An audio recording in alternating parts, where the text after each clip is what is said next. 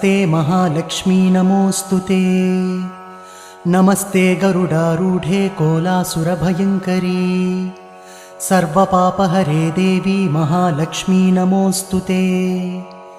सर्वज्ञे सर्ववरदे सर्वदुष्टभयङ्करी सर्वदुःखहरे देवी महालक्ष्मी नमोऽस्तुते। सिद्धिबुद्धिप्रदे देवी भुक्तिमुक्तिप्रदायिनी मन्त्रपूते सदा देवी महालक्ष्मी नमोऽस्तुते। आद्यन्तरहिते देवी आदिशक्तिमहेश्वरी योगज्ञे योगसम्भूते महालक्ष्मी नमोऽस्तुते। स्थूलसूक्ष्ममहारौद्रे महाशक्ति महोदरे महापापहरे देवी महालक्ष्मी नमोऽस्तुते। पद्मासनस्थिते देवी परब्रह्मस्वरूपिणी परमेशी जगन्